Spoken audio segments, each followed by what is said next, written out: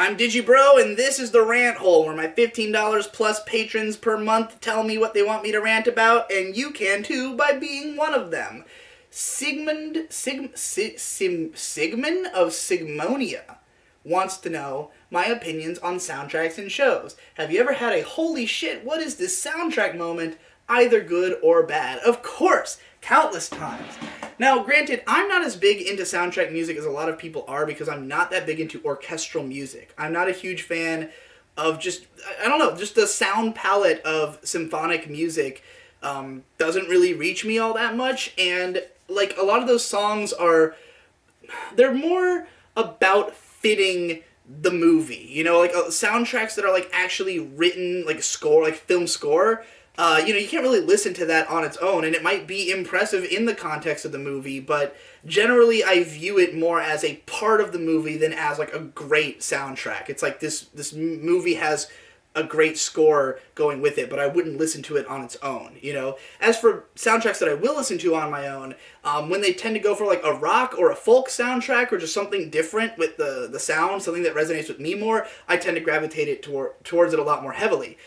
Currently, I am putting the finishing touches on a mixtape where I literally rap over music from the Dot Hack Sign and Dot Hack Dusk soundtracks, which are two of my favorites. I really love Yuki Kajiura's music in general, and Yoshino Yuji. Both of them do like really great folk soundtracks. Yoshino Yuji is responsible for Dot Hack Dusk and Spice and Wolf. Kajiura, you've probably heard of if you know anything about anime composers. Yoko Kanno's another one I'm a big fan of.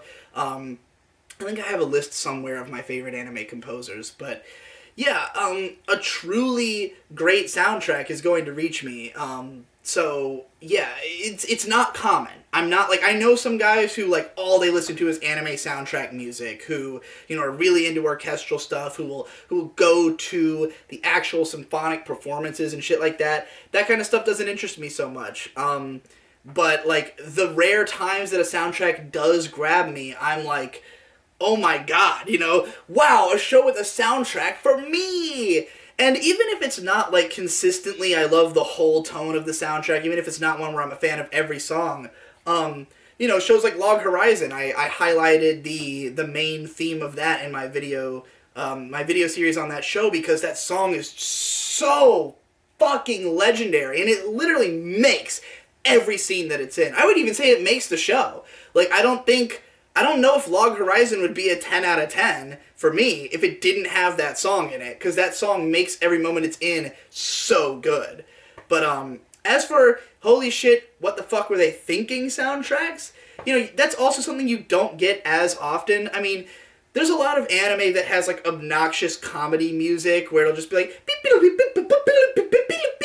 during like some goofy scene, and that can be aggravating and obnoxious. But there are some cases, a recent one, and I don't know if this is going to be controversial, I don't know how people in general feel about it, but I thought that the soundtrack, the music from Mirai of the Future, was really awkward and bad. Like, I just felt like it was kind of cacophonous. It sounded like the instruments weren't in time with each other. I don't know what it was, but like there wasn't a lot of music in the film, but there were at least 2 scenes where I was just like, what the fuck is this music? And May felt the same way, so it wasn't just me. I don't know if in general people feel that way, but I really was not a fan of the music in that film.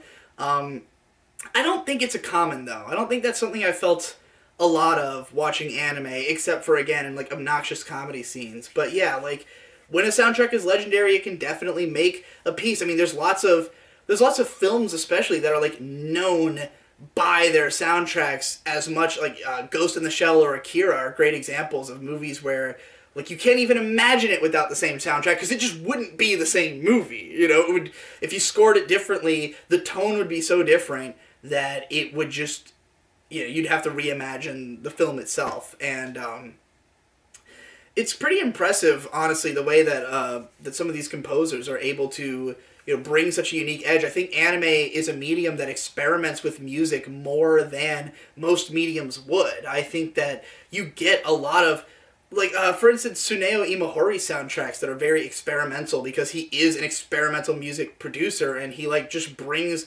really edgy, interesting sounds, and people are more able to accept more experimental sounds when it is a soundtrack to something. Because, like, the average person, if they're just putting on music for themselves to listen to, they would probably prefer some structure or some, pop sensibility, something that they can latch onto and relate to. But when you have more esoteric music that doesn't have an immediate way to relate because there's no lyrics, there's no vocals, there's nothing for you to project yourself onto except for the raw emotion of the sound, a lot of the times inexperienced listeners just won't understand what they're supposed to feel. But when you put that music behind a scene in something, then, they obviously know what it's meant to convey because the two are feeding into each other. So yeah, I think anime is a great breeding ground for some experimental music, even if it's not necessarily super common. It's not like every soundtrack is. It's not like every season there's a show with one of my favorite soundtracks in it. But,